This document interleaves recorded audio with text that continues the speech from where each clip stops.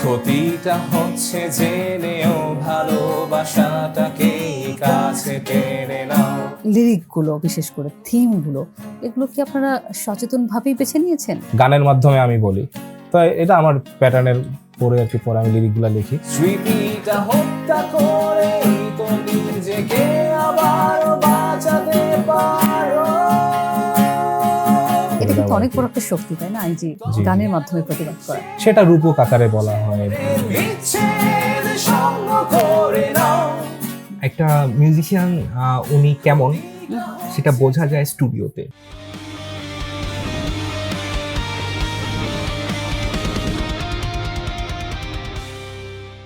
সঙ্গীত, যেখানে শব্দের চেয়েও বেশি কথা বলে অনুভূতি, আর সেই অনুভূতির সাথে যখন মিশে যায় প্রতিবাদ, বাস্তবতা আর ভাঙনের গল্প, তখন জন্ম নেয় এক নতুন ধারা।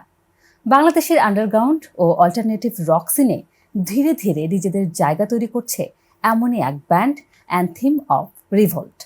তাদের গানে উঠে আসে সমাজের অসাম্য, তরুণদের হতাশা আর পরিবর্তনের আকাঙ্ক্ষা। হার্ড রক ও অল্টারনেটিভ সাউন্ডে পরিচিত এই ব্যান্ড আজ হাজির হয়েছে একদম ভিন্ন এক আবহে, অ্যাকোস্টিক লাউঞ্জের মেলোডিয়াস পরিবেশে। তাদের শক্তিশালী সাউন্ড আজ কি নতুন করে ছুঁয়ে যাবে আপনাদের মন? দেখতে থাকুন অ্যাকোস্টিক লাউঞ্জ সিজন 1। আমি মৌসুমী সুলতানা আজকের আয়োজনে আপনাদের স্বাগত জানাচ্ছি। Let's welcome anthem of revolt.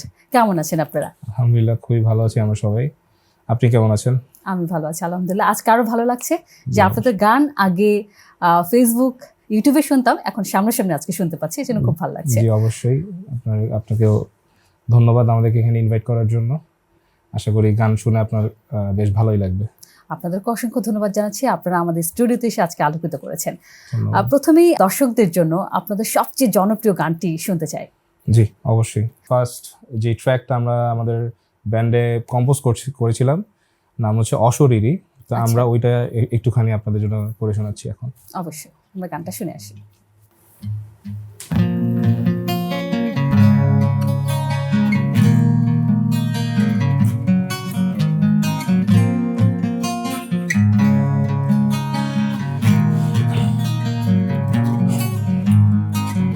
নিশ্চুপ পারিপার্শ্বিকতায় অস্তমিত আধার, গুঞ্জিত শব্দ চারণে উচ্ছ্বাসিত চারে দেয়া,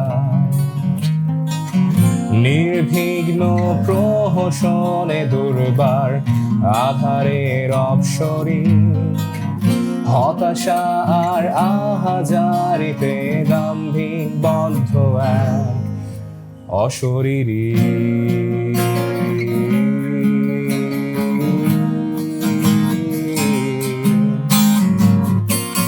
প্রলাপ বিলাপ অস্পষ্ট সংলাপ, যার ক্রমবর্ধমান রূপান্তর এক আগ্রাসিত হুঙ্কার, নৈসর্গিক নিবিড়তা যেথায় প্রণোদিত অর্জন, স্পন্দনহীন হৃদয় তার গাম্ভীর্য বড়।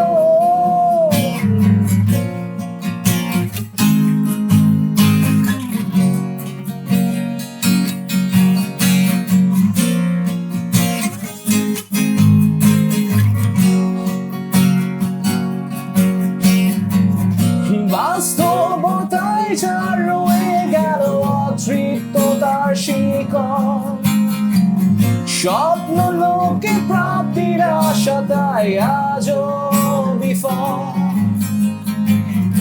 অনন্য চোখের চাউরে তার অব্যক্ত শিহরণ, দ্বন্দ্বাচ্ছন্ন মৌনতায় তার বাধাহীন এক বিচরণ।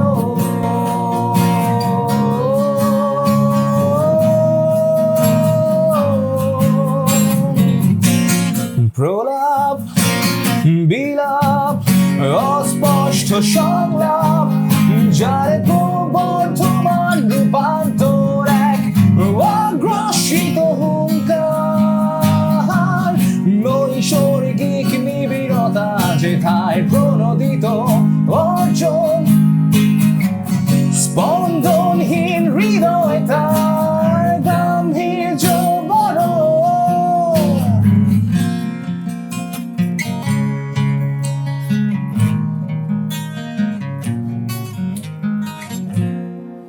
অসাধারণ। গান তো শুনলাম, এবার পরিচিত হতে চাই, আমাদের দর্শকদেরকেও আপনাদেরকে পরিচিত করে দিতে চাই। তো আমি একটু আমার ডান দিক থেকে পরিচিত হতে চাই, আপনার পরিচয়টা একটু জানতে চাই। আমি আনন্দ, আমি guitarist. Anand, guitarist. George, I play bass. আমি তুর্য, আমি ভোকাল। আমি হিমেল, I'm on guitar. আমি তন্ময়, আমি ড্রামস প্লে করি। গান হলো, পরিচয় পর্ব হলো, এবার একটু জানতে চাই অ্যানথেম অফ রিভল্ট এই নামের পিছনে গল্পটা আসলে কি? নামের পিছনে গল্পটা অ্যাকচুয়ালি আমাদের গান বা আমাদের লিরিক গুলো হচ্ছে প্রতিবাদ নিয়ে বেসিক্যালি। তো অ্যানথেম অফ রিভোল্ট মিন্স বিদ্রোহের সঙ্গীত। তো ওখান থেকে আমাদের মানে টার্গেট ছিল প্রতিবাদ করা, বা প্রতিবাদ হচ্ছে গানে গানের গানে মাধ্যমে প্রতিবাদ করা, সেটা এরকম প্রতিবাদ কিছু ছিল। করা। আচ্ছা তো এখান থেকেই নামটা এসেছে অ্যানথেম অফ রিভোল্ট। আচ্ছা, আপনাদের প্রতিবাদী গান গুলো, আপনাদের গানের লিরিকে প্রতিবাদ রয়েছে। তো যখন বাংলাদেশের প্রেক্ষাপটে 5ই আগস্টের আগে যখন এই ঘটনাগুলো ঘটছিল, তখন কি আপনাদের কোনো গান রিলিজ হয়েছিল? আমাদের তার আগেই রিলিজ হয়েছিল। আমাদের বেসিক্যালি আমাদের ফার্স্ট গান যেটা রিলিজ হয় হচ্ছে 2021 প্যান্ডামিকের পরে 2022-এ এসে অক্টোবরের দিকে আমরা আমাদের ফার্স্ট গান রিলিজ করি, যেটার নাম ছিল বিভীষিকা। অ্যান্ড দেন হচ্ছে আবার কিছুটা সময় ব্রেক নেওয়ার পর 2023-এ এসে হচ্ছে অগাস্টের দিকে আমাদের সেকেন্ড গান, যেটা আত্মসংকোচন, যেটা আমরা রিলিজ করেছি। দেন আফটার অল একটু শর্ট টাইমের মধ্যেই আসলে আমরা আমাদের এই যে একটু আগে যে গানটা করলাম অশরীরী, এটা যদিও মানে সুর করেছি সবার প্রথমে, বাট এটা আমরা থার্ডলি এটা রিলিজ দিয়েছি আর কি 2023-এর মেবি ডিসেম্বরের দিকে। তো এরপরে হচ্ছে ব্যান্ডের অ্যাজ ইউজুয়াল কিছু টানাপোড়েন থাকবে, ওঠানামা। তো এরপরে হচ্ছে আমরা আবার ব্যাক করে দেন গত বছর আমাদের লাস্ট যে গানটা রিলিজ করছি কেন, এটা গত বছর। তো এখন মোটামুটি আমরা সবাই আবার রেগুলারলি মিউজিক করতেছি। সো আশা করি খুব রিসেন্টলি আমরা আমাদের আরো নেক্সট যে কাজগুলো আছে এগুলা সবার জন্য সামনে নিয়ে আসতে পারবো। তো এই আর কি। আমরা আমাদের গানের মাধ্যমে লাইক আমাদের প্রতিবাদ, এই যে একটু আগে আপনি বলতেছিলেন সাম্য, যে ব্যাপারগুলা প্রতিবাদ, সাম্য, এই ধরনের জিনিসগুলাই আসলে হচ্ছে মানে আমরা লিরিক্যালি যতটুকু সম্ভব হয় কিংবা মিউজিক্যালি প্রেজেন্টেশন হোয়াটএভার সবকিছু মিলে যে জিনিসটা, তো এখানেই আমরা মানে পুরোটা তুলে ধরার যে ইয়াটা চেষ্টা গানের মাধ্যমে আপনারা যে কোনো অসাম্যের বিরুদ্ধে আপনারা যার কারণে আমরা আর কি অ্যানথেম অফ রিভোল্ট নামটা চুজ করে দেওয়া। এটা কিন্তু অনেক বড় একটা শক্তি, তাই না? এই যে গানের মাধ্যমে প্রতিবাদ করা, যেই কথাটা আমরা বলতে পারি না বা হয়তোবা আমরা সশরীরে গিয়েও সেখানে প্রতিবাদ জানাতে পারছি না, সেখানে আপনি একটা গান করে সে প্রতিবাদটা জানাচ্ছেন, এবং সেই প্রতিবাদ, এই গানটা কিন্তু ছড়িয়ে পড়ে মানুষের মনে। এবং যারা হয়তো প্রতিবাদ জানাতে পারছে না, তারাও কিন্তু এই গানের মাধ্যমেও অনেক সময় তারাও নিজেদের প্রতিবাদটা জানাতে পারে। এটা অনেক বড় একটা শক্তি। আপনাদের গানের কথাটা বলছিলেন, তো আপনার ব্যান্ডের শুরুটা বলছিলেন যে প্যান্ডেমিকের পর থেকে শুরু হয়েছিল। না, প্যান্ডেমিকের পর থেকে না, প্যান্ডেমিকের পরে হচ্ছে আমরা গান রিলিজ করি, কিন্তু দলটা গঠন হয়েছিল আরো আগে। দলটা গঠন করেছি মোটামুটি 2017-এর দিকে। হ্যাঁ, 2017-তে। তো তখন আমি আর আনন্দ, আমরা দুজনই শুরু থেকে একসাথে। তো আমরা দুজন আর আমাদের আরো দুজন বন্ধু ছিল, মেম্বার ছিল। তো আমরা 4জন মিলেই মেনলি স্টার্ট আপ করছিলাম। তো ফার্স্ট অফ অল আমি বেস বাজাইতাম, তো এখন আর কি বেস বাজাচ্ছি না, এখন আমাদের বেসিস্ট জর্জ আছে। এরপর কিছু দূর যাওয়ার পর আমরা আমাদের ফার্স্ট গান রিলিজ দিলাম 21-এ, তারপর 23-এ আসলাম আত্মসংকোচন, দেন অশরীরী, দেন কিছুটা ইয়ার পরে হচ্ছে আবার আমাদের ইয়া করা আর কি, এখন পর্যন্ত আসা। আপনাদের জার্নির শুরুটার গল্পটা আমি শুনতে চাচ্ছিলাম, মানে শুরুতে কি কি চ্যালেঞ্জ গুলো ছিল, শুরুর গল্পটা কেমন ছিল, যাত্রাটা? শুরুর চ্যালেঞ্জটা হচ্ছে মানে আসলে আমি প্রচুর মিউজিক শুনতাম, অনেক বড় হয়ে অনেক মানে ইনফ্লুয়েন্স ছিলাম আর কি। তো শুনতে শুনতে তো আমার ফার্স্ট অফ অল আমার একটা ব্যান্ড ছিল, তো ওইটা আমরা কিছুদিন কন্টিনিউ করার পরে যেটা দেখা গেছে যে অন্যান্য মেম্বারদের সাথে কনফ্লিক্টের কারণে আমার ওই ব্যান্ডটা ভেঙে যায়। তো তখন আমি হচ্ছে আমার আর অন্য কিছু ফ্রেন্ডস ইয়া ছিল যাদের সাথে মাঝে মাঝে বাজাতাম, প্লে করতাম, ওইখান থেকে আমার আনন্দের সাথে পরিচয়। আচ্ছা। তো পরিচয় হওয়ার পর অ্যাজ ইউজুয়াল আমরা দুজন কথাবার্তা বলি, গান মানে মিউজিক করতে করতে হঠাৎ করে দেখলাম যে লাইক আমাদের টেস্ট অনেকটাই সিমিলার। তো এরপরে আসলে চিন্তা করা যাচ্ছে না, ঠিক আছে তুমি আর আমি তাহলে কিছু একটা শুরু করি। দেন অন্যান্য মেম্বারদেরকে অ্যাপ্রোচ করা, তারপরে সবাই বললাম যাচ্ছে না ঠিক আছে এটা শুরু করা যাক। তো এইভাবেই আর কি অ্যানথেম অফ রিভোল্টের পথ চলাটা 2017-তে শুরু হয়। আপনারা যে এই গানের কথা বলছেন, প্রতিবাদী গানের কথা বলছেন, বিদ্রোহের গানের জি জি কথা বলছেন, তো এই গানের লিরিকগুলো, বিশেষ করে থিমগুলো, এগুলো কি আপনারা সচেতনভাবেই বেছে নিয়েছেন? জি জি অবশ্যই আমরা সচেতনভাবে বেছে নিয়েছি। আমরা আসলে প্রতিবাদ মুখর কেন আসলে মানে এমন অনেক বিষয় আসলে আছে যেটা হচ্ছে মানুষ স্বাভাবিকলি কথা বলতে পারে না। তো জিনিসগুলো যদি আমি গানের মাধ্যমে উত্তরণ করে দেই বা মানে আমি বলি, মানুষ শুনে, তখন সে নিজের সাথে হচ্ছে আচ্ছা না ঠিক আছে, আমারও মানে আমি এই জিনিসটা করতে চাচ্ছিলাম বাট এটা তো এর মধ্যে হচ্ছে। তো এরকম একটা বিষয় আর কি আমি রাখার চেষ্টা করি সবসময় আমরা আমাদের লিরিকের মধ্যে, তারপরে মানে যেভাবে সম্ভব হয় আর কি। সেটি করে।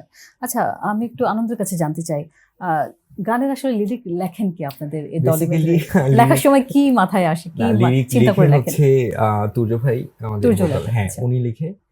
উনি বেসিক্যালি লিখে প্রতিবাদ, মানে ওই থিমের লিরিকগুলো উনি বেসিক্যালি লিখে। সো ওনার ওই লিরিকের উপর আমার গিটার রিফস ওগুলো ম্যাচ করে দেন হচ্ছে গান করি। গানটা হয়ে যায়। তুর্য, একটু জানতে চাই, যখন লিরিকটা লেখেন আপনি, তখন মাথায় কি চিন্তা আসে, মানে কি ভেবে লেখেন? আমাদের যেমন খুব রিসেন্টলি আমরা একটা গানের কাজ করতেছিলাম, যেটা হচ্ছে এখন রিলিজ দেয়নি। তো এই গানটা কাজ করতে গিয়ে যেমন শুট টুর করার পরে লাইক এখন পুরো ওয়ার্ল্ডে আমরা যেটা নিয়ে খুব বেশি ইয়া করতেছি যে লাইক অ্যাগেন্স্ট জেনোসাইড, প্যালেস্টাইনে যা হচ্ছে, এই যেই মানে বর্বরতা বলেন বা মানে নির্মম আধিপত্য বিস্তার যেটাই বলেন। তো যাই হোক, তো এই জিনিসগুলো যখন সারাদিন দেখতেছি, ফেসবুকে স্ক্রল করতেছি, টিভিতে দেখতেছি, এবং আমি অ্যাজ আ হিউম্যান বিং আমার জায়গা থেকেও যখন আমি এটা চিন্তা করতেছি, তখন আমারও খারাপ লাগতেছে। তখন আমি তো এটা বলতে পারবো না তা না, আসলে মানে আমার যে বলার ওয়েটা, আমি হচ্ছে হয়তো বা অন্য সবাই এক একজন এক একভাবে বলে, তো আমার বলার ওয়েটা আই থিঙ্ক আমি বেছে নিলাম যে না আচ্ছা আমি সেটা লিরিকের মাধ্যমে, গানের মাধ্যমে আমি বলি। তো এটা আমার প্যাটার্নের পরে আর কি, পরে আমি লিরিকগুলা লিখি। তো যখন যেটা আসতেছে মাথায় এভাবে চিন্তা করে তখন এভাবে লেখা। তখন কি কোনো সমসাময়িক ঘটনাগুলো চিন্তা করেন কিনা? যেমন ধরেন এখন অবশ্যই একটা সারা পৃথিবীতে যুদ্ধ বিগ্রহ চলছে, ক্রাইসিস চলছে, তেলে ক্রাইসিস চলছে, সবকিছু মিলে এগুলো তখন কি এই সমসাময়িক বিষয়গুলো মাথায় নেয়? অবশ্যই রাখি, কিন্তু কথা হচ্ছে সবকিছু তো ধরেন গানের ভাষায় তো আর উভয় বলা যায় না। সেটা রূপক আকারে বলা হয় বা সেটা বিভিন্ন মানে একটা কমপ্লিট কিছু বানাতে হলে তো ধরেন এটাকে রূপক আকারে নিতে হবে। আমি তো ডিরেক্টলি আর একটা গানের আপনার শব্দ চয়ন বলেন বা সবকিছু মিলে সরাসরি করা যায় না। তো সেটাকে ওইভাবে ব্যালেন্স করে করতে হয়, এই আর কি। সো বেসিক্যালি আমাদের মানে যুদ্ধ করার মাধ্যমটা হচ্ছে আমাদের মিউজিক। সো ওইটা দিয়েই হচ্ছে আমরা যেটা পারি আমরা ওইটা দিয়ে করি প্রতিবাদ। এটা একটা অনেক বড় অস্ত্র, রাইট? হ্যাঁ, ঠিক, একদমই তাই, একদমই তাই।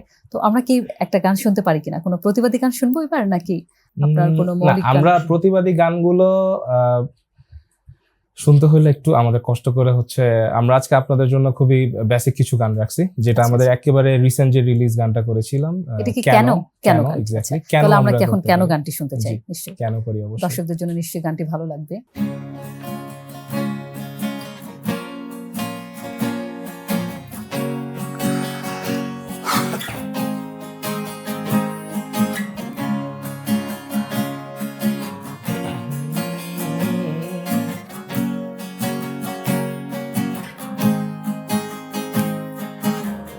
সুরের তীক্ষ্ণতায় হাজারো তারের ভিড়ে চলছে আজও বাক্সটার উথাল পাতাল, শব্দে শব্দ মেলে অপূর্ণতাকে সঙ্গ করে গাইছ আজীবন পূর্ণতারি গান।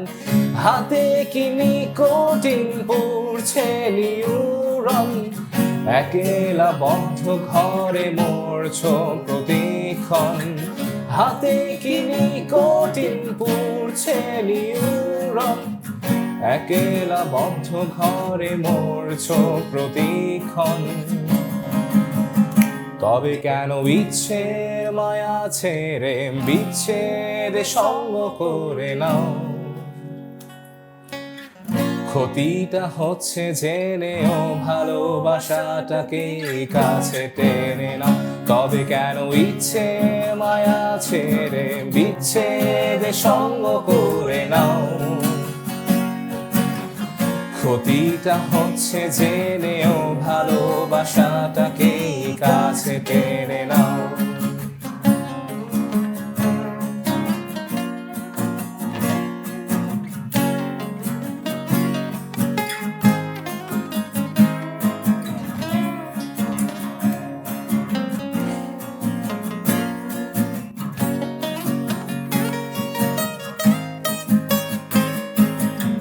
স্মৃতির ছেঁড়া পাতায় রঙিন স্বপ্নদের আনন্দ মেলা, চোখ মেলে তাকাও দেখবে প্রেয়সীর অবহেলা। স্মৃতির ছেঁড়া পাতায় রঙিন স্বপ্নদের আনন্দ মেলা, চোখ মেলে তাকাও দেখবে প্রেয়সীর অবহেলা। তবে বাঁচারা বাঁচার ইতিনীতির এত গল্প কেন? স্মৃতিটা হত্যা করে তো নিজেকে আবার বাঁচাতে পারো। তবে কেন মিথ্যের মায়া ছেড়ে বিচ্ছেদ সঙ্গ করে নাও? ক্ষতিটা হচ্ছে জেনেও ভালোবাসাটাকে কাছে টেনে নাও। তবে কেন ইচ্ছে মায়া ছেড়ে বিচ্ছেদ সঙ্গ করে নাও? ক্ষতিটা হচ্ছে জেনেও ভালোবাসাটাকে কাছে টেনে নাও।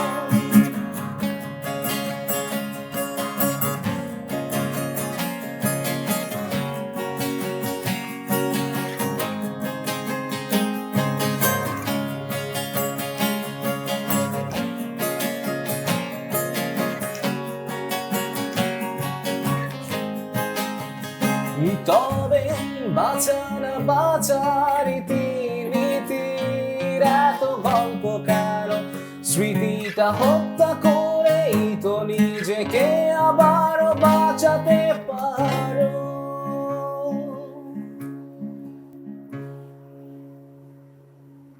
অসাধারণ লিরিক, মানে এই যে ক্ষতিটা হচ্ছে জেনেও ভালোবাসাকে কাছে টেনে যদিও নাও। আমাদের এখানে একটা আছে, এই অসাধারণ। লিরিকটা আমি লিখিনি। আচ্ছা, লিরিকটা লিখেছে আমাদের খুবই মানে স্নেহের ছোট ভাই। সে হচ্ছে এবার মেবি ইন্টারমিডিয়েট দিয়েছে এত ছোট। ইন্টার এক্সাম ছোট, দেওয়ার Oh my God. আগেই হচ্ছে এই গানটা ও লিখছে। বাহ। তো লিখার পরে হচ্ছে লাইক আমারে বলছে ভাইয়া এরকম একটা গান ওর নাম হচ্ছে লিখছি? মাহবুব। মাহবুব, হ্যাঁ ওর নাম হচ্ছে মাহবুব। মাহবুব। দলের কি সদস্য সে? আমরা ওকে হ্যাঁ আমরা ওদেরকে ওকে আমরা বিহাইন্ড দ্য রিভোল্টমেন্ট behind the বলি। revoltment আচ্ছা, বলি। আচ্ছা। আমরা হচ্ছে Behind. আমরা রিভোল্টমেন্ট এক একজন আমরা দাবি করি। সে হচ্ছে বিহাইন্ড দ্য বিহাইন্ড দ্য রিভোল্টমেন্ট। রিভোল্টমেন্ট, ইয়া। বাহ, খুবই ভালো। এই আর কি। আসলে গানের লিরিকটা অনেক শক্তিশালী আমার কাছে মনে হয়েছে, কারণ এখন সময়ের প্রেক্ষাপটে, কারণ গান এমন একটা জিনিস, দেখুন এখানে শুধু প্রতিবাদ না, আপনি প্রেম বলুন, কষ্ট বলেন, কষ্ট দুঃখ, সবকিছু কিন্তু গানের মাধ্যমে জানানো অবশ্যই, যায়। অবশ্যই। কত বড় একটা শক্তিশালী অস্ত্র এটা। তো যখন আপনারা গান নির্বাচন করেন, সেক্ষেত্রে কি মেসেজ বা মেলোডি নাকি অডিয়েন্স কানেকশন, মানে কোনটাকে বেশি গুরুত্ব দেন? আমরা আসলে দুইটাকে মানে প্রত্যেকটা জিনিসকে গুরুত্ব দেই, কিন্তু আবার কিছুটা পারসেপশনও করি আর কি, যে লাইক কিছু জিনিস কিছু জায়গাতে কিছু গানের জন্য হচ্ছে অডিয়েন্স জন্য প্রাধান্য দিচ্ছি, মেলোডিও প্রাধান্য, সব কিছুতেই মেলোডিতে প্রাধান্য দিচ্ছি। তো মোটামুটি এই আপনি যা তিনটা বললেন তিনটাই আমরা মাথায় রেখে আর কি দেন কম্পোজিশনের জন্য কাজ করি আর কি। যে কটা গান আপনারা করেছেন, এর মধ্যে কোন গানটা আপনাদের ব্যান্ডকে সবচেয়ে বেশি মানে রিপ্রেজেন্ট করে সবচেয়ে ভালোভাবে? এখন পর্যন্ত অশরীরই আমাদেরকে রিপ্রেজেন্ট করে, but as a revolt man, as a anthem of revolt, আমাদের সেকেন্ড ট্র্যাক যেটা আত্মসংকোচন, সেটা আর কি আমরা আরো বেশি মানে আমাদেরকে রিপ্রেজেন্ট করতে পারি আর কি। আমাদের মনে হয় আমরা ওই গানটাতে আর ওইটার কি জন্য মানে আত্মসংকোচন বা ওইখানে হচ্ছে প্রতিবাদটা অনেক বেশি করে হচ্ছে আমরা ফোকাস ফোকাস Focus করতে করা পেরেছে। যায়। আচ্ছা আনন্দ, একটু আপনার কাছে জানতে চাই, অ্যাকোস্টিক আর স্টুডিও স্টেজ ভার্সনের মধ্যে কি পার্থক্য দেখতে পান আসলে? বেসিক্যালি স্টুডিও আর হচ্ছে স্টেজ Stage, দুইটা right. আলাদা করা যায়। Studio and stage totally different.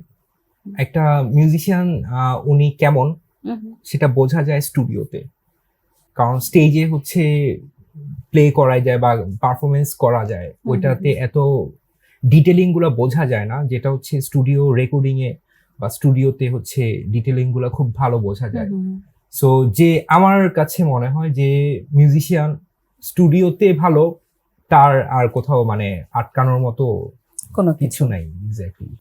তো এটা কি আরেকটা জিনিস স্টেজে বিষয়টা? স্টেজের ব্যাপারটা স্টেজে Stage totally is different. More Totally easier. different. হ্যাঁ, টোটালি ডিফারেন্ট, মোর ইজিয়ার। এবং এটা হচ্ছে যে একেবারে দর্শকের সঙ্গে সরাসরি কানেক্ট। হ্যাঁ, দর্শকের সাথে হ্যাঁ, রাইট। আর দর্শকের সরাসরি অনুভূতি আপনি দেখতে পাচ্ছেন এক্স্যাক্টলি।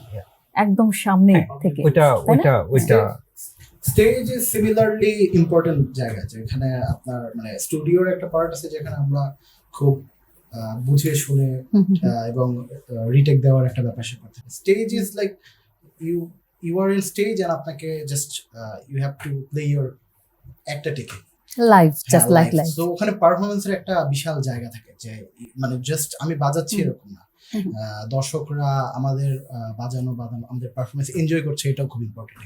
মানে সো বোথ আর ইম্পর্টেন্ট, দুইটা জায়গায় দুরকম ভাবে। স্টেজে ওই এই অ্যাপিয়ারেন্সটাও ম্যাটার করে। appearance টা matter করে। স্টেজ অ্যাপিয়ারেন্স খুব ম্যাটার করে। স্টেজ অ্যাপিয়ারেন্স দিয়ে হচ্ছে দর্শকের সাথে ওই কানেক্টিভিটিটা আরো বেশি স্ট্রং করা যায়। রাইট, একদম। আর সরাসরি তাতে অনুভূতি আপনারা দেখতে পাচ্ছেন, হ্যাঁ, প্রতিক্রিয়াটা Exactly, দেখা যাচ্ছে। হ্যাঁ, এটা অন্যরকম একটা আনন্দ, তাই না? অন্যরকম একটা ফিলিংস যখন আপনি স্টেজে থাকেন তখন আলাদা একটা ফিলিংস। আচ্ছা, এবার আরেকটা গান শুনতে চাই। এবার কি গান শুনবো? আচ্ছা, আমরা তো ওন ট্র্যাক করছি, বাট এর মাঝখানে আমরা একটা গান কভার করতে চাচ্ছি, যেটা হচ্ছে ব্যান্ডের নাম হচ্ছে আইকনস। ওরা অলরেডি বাংলাদেশে মানে একটাই অ্যালবাম ছিল ওদের, অ্যালবামের নাম মেবি ঈশ্বরণীয়, রাইট?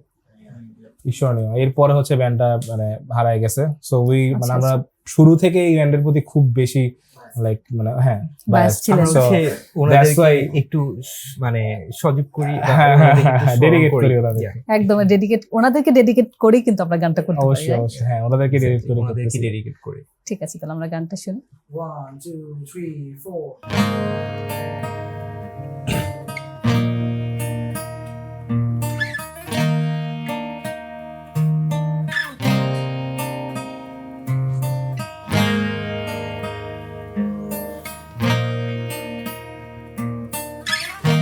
যারে জন্যে নেমেছিলাম মেঘে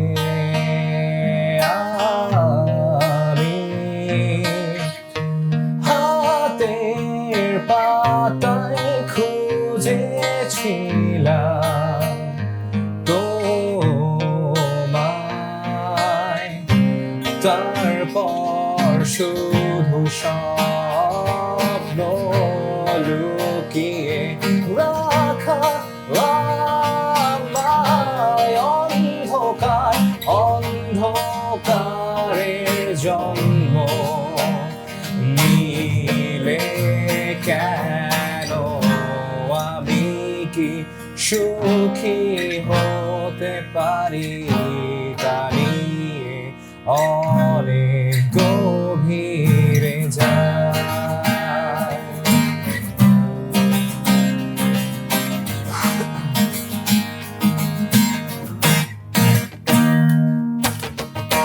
যার জন্যে নেমেছিলাম মেঘে আমি, হাতের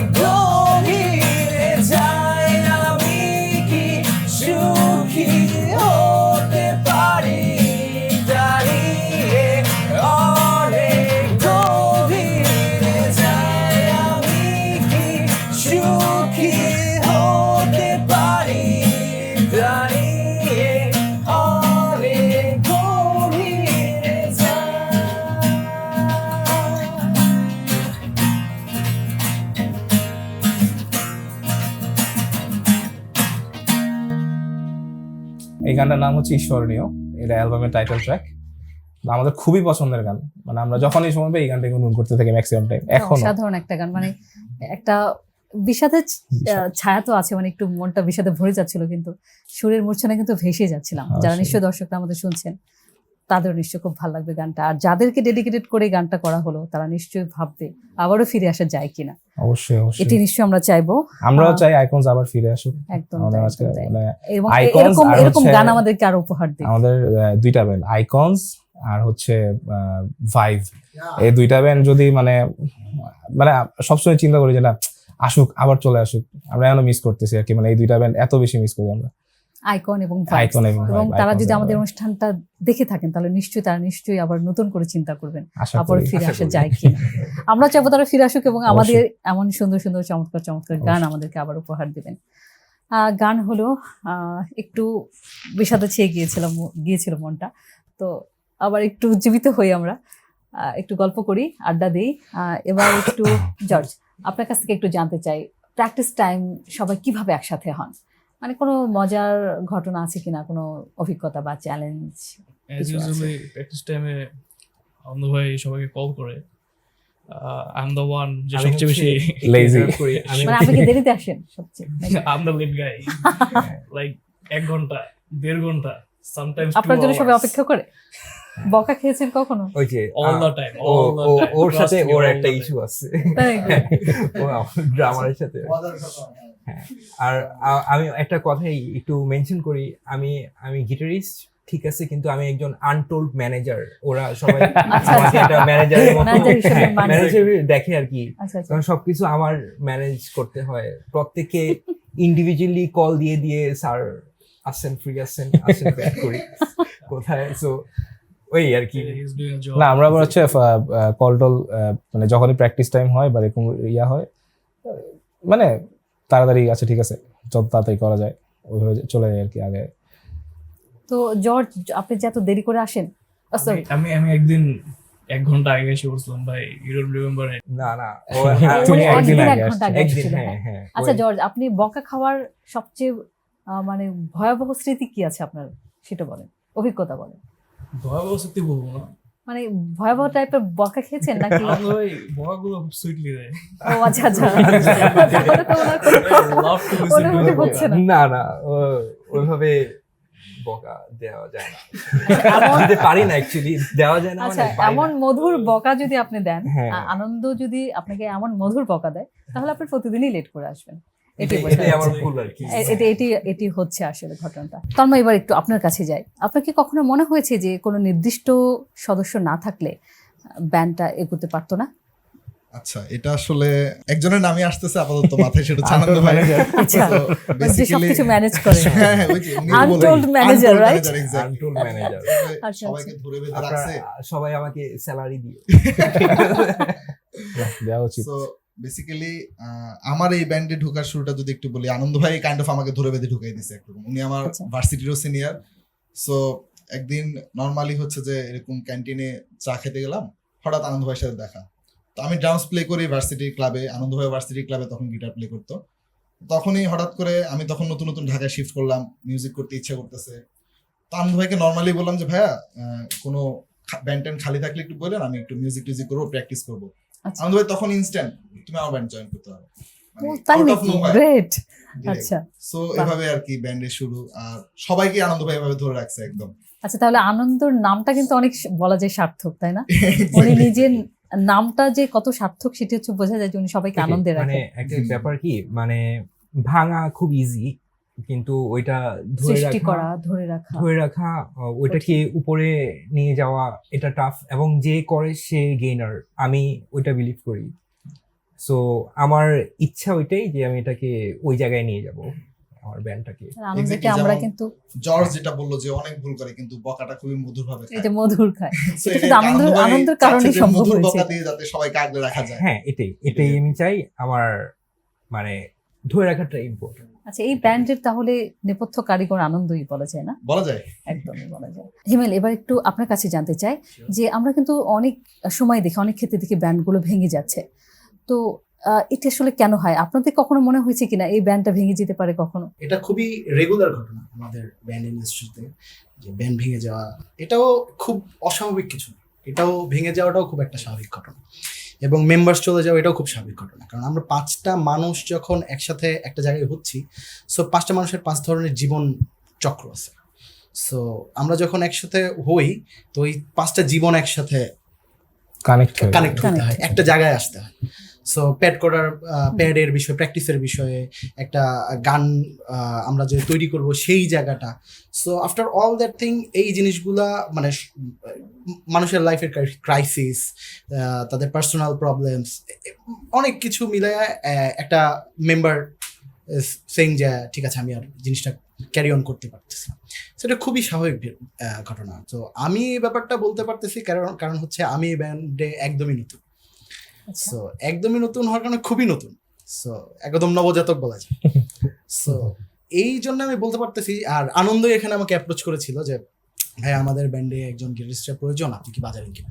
সো এখানে আমার আসার সিনারিওটিও খুব ইন্টারেস্টিং, যে একটা ব্যান্ডে যখন কোনো একটা মেম্বার আসে বা একটা ব্যান্ড থেকে যখন চলে যায়, সো ব্যান্ড ইজ লাইক একটা শিশুর মতো। মানে আমরা যে সবগুলো করছি একটা শিশুর মতো, মানে একটা শিশুর যেরকম বয়স বৃদ্ধি হতে থাকে, সে হাঁটতে শেখে, সে দৌড়াতে শেখে।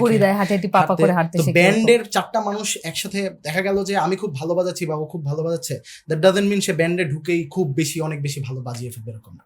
সো একটা ব্যান্ডে সময় দেওয়া এবং হচ্ছে ওই একসাথে একটা এনভায়রনমেন্ট ক্রিয়েট করা, এটা খুব ইম্পর্টেন্ট। মেন্টালিটি ফ্যাক্ট করে খুব ইম্পর্টেন্ট। সো আমার ক্ষেত্রে যেটা খুব সুবিধা হয়েছে যে আমি নিউ হলেও আমি তুর্য এবং আনন্দের সাথে, ও এই ব্যান্ডের প্রায় জার্নি শুরু থেকেই ও পাশেই ছিল, শুরু থেকে ব্যান্ডে ছিল না, পাশেই ছিল। লাইক আমি আমার মতো নিজের মতো মিউজিক করতাম, তো ওরাও আমার সাথে সবকিছু আলোচনা করতো, জাস্ট আমি ওদের অফিসিয়াল মেম্বার ছিলাম না। সো তারপর সেই জন্য আমার কোপ আপ করতে খুব সুবিধা হয়েছে। তো ব্যান্ড থেকে কেউ যদি ব্যান্ডটা ভেঙে যায়, বা ব্যান্ড ভেঙে কখনোই যায় না, যে এই যে আনন্দের মতো যদি মানুষ থাকে, সো ব্যান্ডটা থেকেই যায়। তো কেউ আসা যাওয়ার উপরে থাকে মানুষ, আর যদি সবাই মেন্টালিটি এন্ড এনভায়রনমেন্ট যদি ঠিকঠাক থাকে, তাহলে একটা ব্যান্ড টিকে যায় এবং টিকে যাওয়া উচিত। আমরা আশা করি আমরা সেই জিনিসটা টিকে থাকবে এবং আরো স্ট্রংলি আগিয়ে যাও। এটা মতবিরোধ তো হয় নিশ্চয়ই না? হ্যাঁ, তো সেটা কিভাবে ম্যানেজ করে? মতবিরোধ শুধুমাত্র দেখা গেছে যে মিউজিক্যালি হবে, কিন্তু অন্য কোনো কিছুতে মতবিরোধ হবেও না। এবং আমরা হচ্ছে লাইক একজন আর একজনের প্রতি খুব বেশি হাম্বল, যে লাইক না আচ্ছা ঠিক আছে, কোনো প্রবলেম হয়েছে জিনিসটারে আর কি আমরা খুব নর্মালি আর কি নিয়ে সলভ করার চেষ্টা করি। মিউজিকের ক্ষেত্রে একটু টুকিটাকি সেটা আবার সাথে সাথেই ঠিক হয়ে যায়। হ্যাঁ, একটা চেষ্টা করি একটা কমন গ্রাউন্ডে থাকা, মানে মিউজিক্যালি যে আমাদের একটু মানে মতবিরোধ হয়, সো সেখানে আমরা চেষ্টা করি সবার হচ্ছে সবার কাছ থেকে একটু একটু করে নিয়ে ওইটা আমি করি opinion না হয়, everyone opinion does contributions, হ্যাঁ সবার একটু একটু মতামত নিয়ে একটা কমন একটা গ্রাউন্ডে আসি, তখন জিনিসটা সলভ হয়ে যায়। আনন্দ, এবার একটু আপনার কাছে জানতে চাই, লাইভ পারফরমেন্সের দর্শকদের প্রতিক্রিয়া কেমন পান? মানে কোনো স্মরণীয় অভিজ্ঞতা আছে কিনা? হ্যাঁ, চিটাগাংয়ে একটা এক্সপিরিয়েন্স ছিল আমার। ওইটা হচ্ছে একটা ব্যান্ড ছিল আমাদের সিনিয়র ভাইয়ের ব্যান্ড, ও বার্নিং ডেমোক্রেসি। তো ওই ভাইয়া হচ্ছে আমাকে তার ব্লুটুথ একটা ডিভাইস দিয়েছে, যেটা হচ্ছে আমি গিটারে কেবল দিয়ে আমি স্টেজে যে কোনো জায়গায় দৌড়াদৌড়ি করতে পারবো। আচ্ছা, মানে ওটা নট লাইক কেবল হচ্ছে একদম লাগানো এরকম না, ব্লুটুথ ছিল জিনিসটা, ওয়্যারলেস ছিল আর কি। সো আচ্ছা ঠিক আছে, ভাই আমাকে মানে খুশি হয়ে দিছে যে আচ্ছা তুই এটা ইউজ কর, ইয়া কর। চিটাগাং এর অডিয়েন্স ভেরি নাইস, মানে চিটাগাং আমি 2বার শো করতে গেছিলাম, ভেরি গুড, মানে অনেক মজা। তো ওখানে যেটা হয়েছে যে বিভীষিকা করতেছিলাম আমরা, তো আমি অডিয়েন্সের এত ভালো একটা রেসপন্স দেখে আমি গিটার নিয়ে ওদের উপরে হচ্ছে জাম্প করে হচ্ছে ওরা আমাকে জাস্ট গার্ড দিচ্ছিল, আমি মাঝখানে দাঁড়িয়ে হচ্ছে গিটার বাজাচ্ছিলাম। সো দ্যাট ওয়াজ ভেরি মানে নাইস এক্সপিরিয়েন্স, আমার মানে সবচেয়ে জোস একটা এক্সপিরিয়েন্স। এরকম আমি আর পাইনি। এটা একটা শিল্পীর জন্য অনেক বড় প্রাপ্তি। হ্যাঁ, অনেক এটা আমার সবচেয়ে বেস্ট একটা মানে শো ছিল। মানে এখানে অডিয়েন্স একটা ফ্যাক্ট, এবং ওরা এত হ্যাঁ, ভালো অডিয়েন্স যে আসলে চিটাগাংয়ের অডিয়েন্স অনেক অনেক, জোস, অনেক। অনেক জোস। এমন প্রাণবন্ত উৎফুল্ল দর্শক উৎফুল্ল যদি দর্শক। থাকে তাহলে কিন্তু আমি- গান করেও অনেক মজা, অবশ্যই। যারা গান করে চিটাগাংয়ে stage। চিটাগাং আমাদেরকে যতবার ডাকবে আমরা ততবার যাবো, এরকম।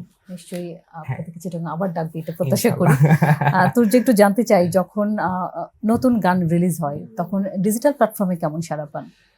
আচ্ছা, নতুন গান রিলিজ হওয়ার পরে ডিজিটাল প্ল্যাটফর্মে সাড়া পাওয়ার ব্যাপারটা এখানে আমরা কিছুটা দুর্বল বলতে পারেন, বিকজ আমরা আমাদের গানগুলো রিলিজ হওয়ার পরে দেখা গেছে ইন দ্যাট টাইম ব্যান্ডের কিছু ইয়ার ওঠানামার কারণে আমরা কিছুটা পিছিয়ে গেছিলাম। তো এখন রাইট নাও যেমন কেন রিলিজ দিছি, মোটামুটি যথেষ্ট ভালো রেসপন্স পাইছি, পাবলিক খুব ভালো আমি কিন্তু আপনাদের কেন comment গানটা করেছি। ডিজিটাল প্ল্যাটফর্মে হ্যাঁ, শুনেছি। জি জি জি।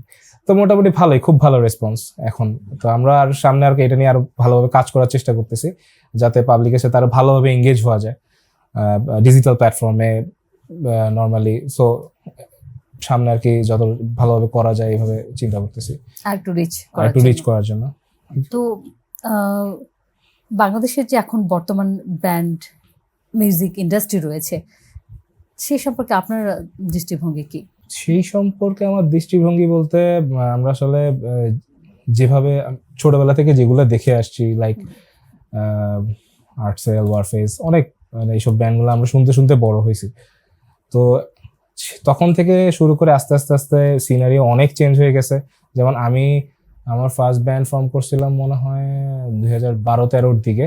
তো তখন যেই অরাটা কাজ করতো বা একটা এক্সাইটমেন্ট কাজ করতো মিউজিক, লাইক অনেক আন্ডারগ্রাউন্ড শো হইতো in that time, NLA, RCC, এরকম এইসব অডিটোরিয়ামগুলো মানে ফুলফিল। লাইক NLA এর একটা শো, RCC-র একটা শো, মানে লাইক আমরা ঘুম হইতো না পরের দিন শো আছে, মানে যত তাড়াতাড়ি যে দাঁড়ায় থাকা যায় আর কি শো দেখার জন্য। সো এই জিনিসগুলো আর কি এখন ডে বাই ডে আর চেঞ্জ হয়ে চলে আসতেছে, সবকিছু ডিজিটাল প্ল্যাটফর্মে চলে গেছে।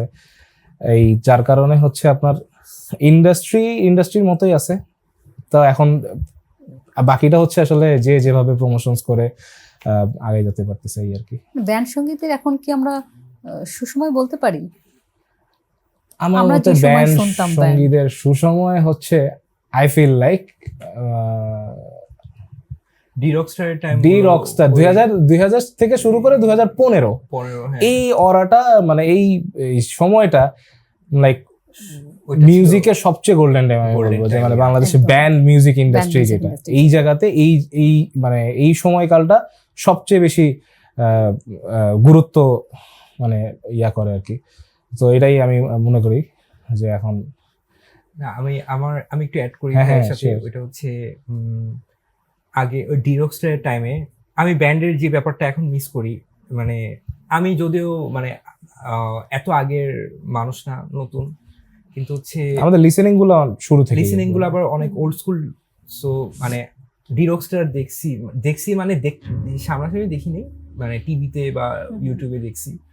সো ওই টাইমে ব্যান্ডগুলোর একটা ব্যাপার আমার খুব পছন্দ, যেটা এখন আমি মানে এখনকার ব্যান্ডে পাই না। সেটা হচ্ছে তারা রেগুলার জ্যামিং করতো। রেগুলার মানে হচ্ছে তারা প্রতি উইকে তো জ্যাম করতো, মানে প্র্যাকটিস প্যাড করতো, এবং তারা ওইটার পাশাপাশি আরো 3 দিন হোম জ্যাম করতো। মানে খুব ভালো সময় দিত, হ্যাঁ, সময় অনেক দিত। অনেক জ্যামিং করতো, অনেক প্র্যাকটিস করতো তারা, মানে খুব ডেডিকেটেডলি তারা প্র্যাকটিস করতো, এবং জিনিসটা হচ্ছে তারা মানে ওন Own করতো। করতো। Exactly exactly. এই জিনিসটা আমি এখনকার ব্যান্ডে খুব মানে ল্যাকিংস মনে করি। এখনকার ব্যান্ডে ওরা একটা মেম্বার এতটা ডেডিকেটেড না, যেটা আগের ভাইয়ারা ছিল। যেমন মেকানিক্স, পাওয়ার সার্জ, ওদের কথা যদি বলি, ভাইয়ারা অনেক বেশি ডেডিকেটেড ছিল।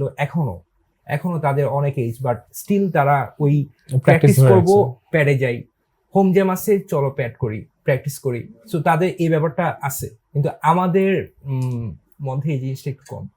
আমি এই জিনিসটা মিস করি।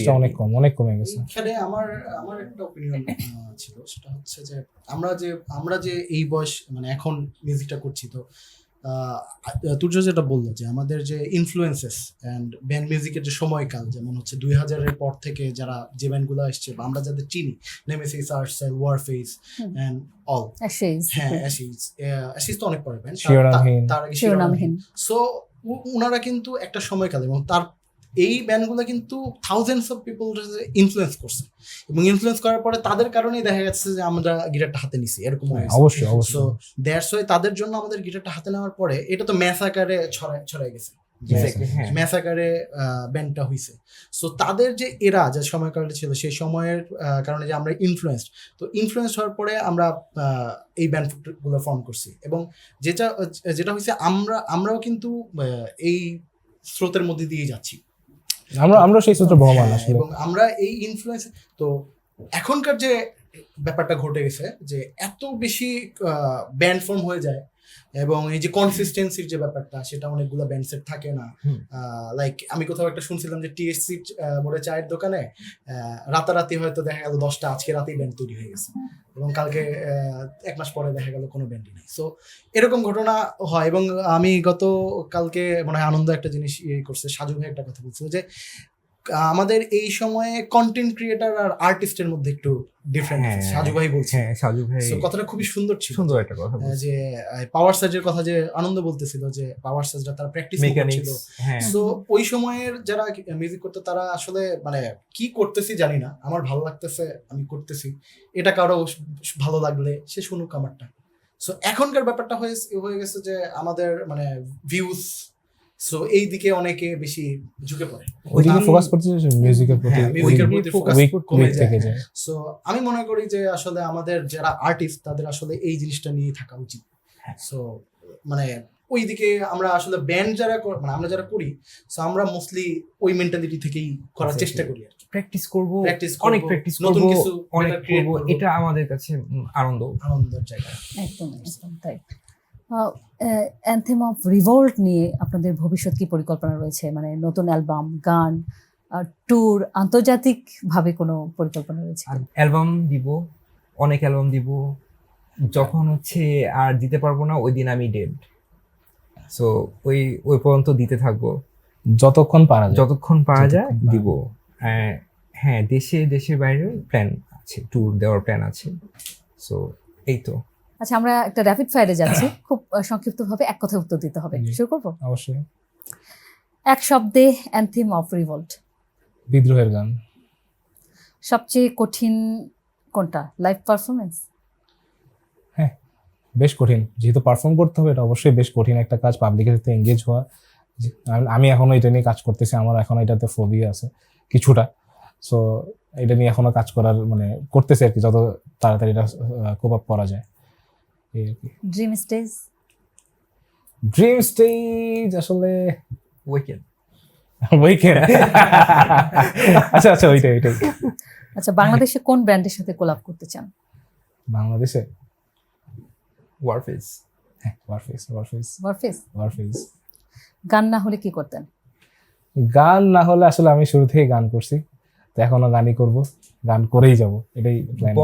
born for that place. Exactly.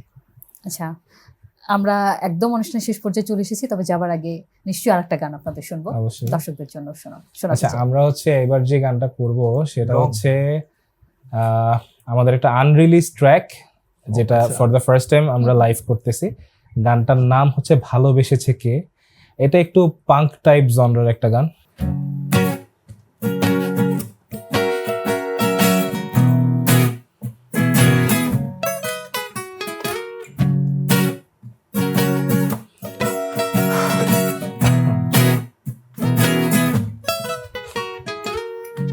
আমি তো আমায় বাদ সেধেছি প্রতিবার, না পেয়েও তোমায় পাশে পেতে চেয়েছি বারে বার।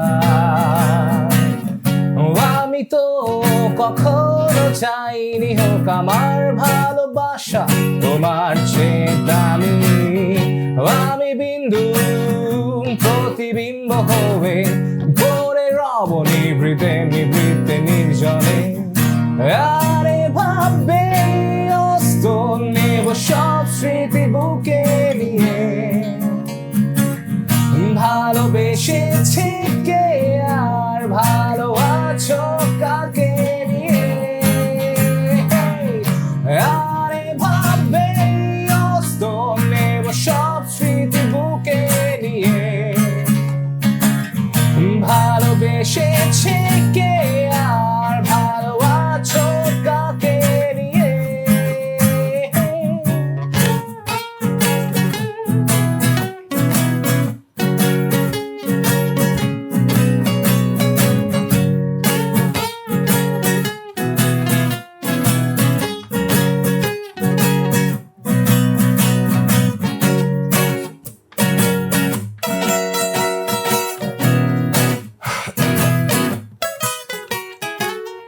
চেপে রেখে দেব বুকে তোর সব স্মৃতি, মনটা যে ঘিরে হারিয়ে ফেলার ভীতি।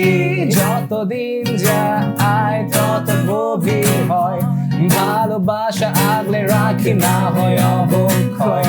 যত সময় তুমি থাকো পাশে, বেদনার সব বেখেয়ালি হয়ে থাকে। আরে ভাবে অস্ত নেবে সব স্মৃতি বুকে নিয়ে, ভালোবেসেছে কে আর ভালো আছো কাকে নিয়ে। আরে ভাবে অস্ত নেব সব স্মৃতি বুকে নিয়ে, ভালোবেসেছে কে আর ভালো আছো কাকে নিয়ে।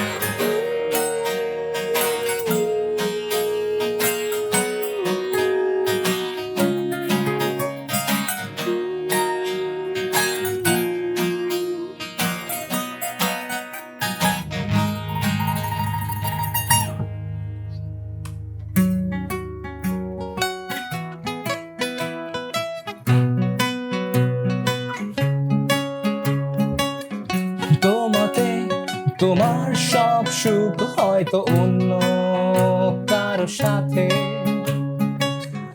ভালো থেকো তুমি তোমায় নিয়ে, আমার ভালো থাকা তোমার স্মৃতিতে।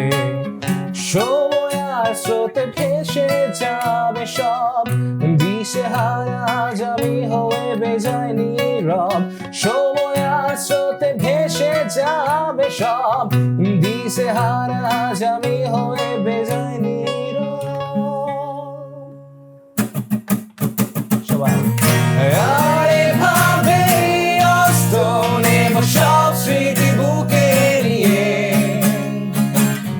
ভালোবেসেছে কে আর ভালো আছো কাকে নিয়ে।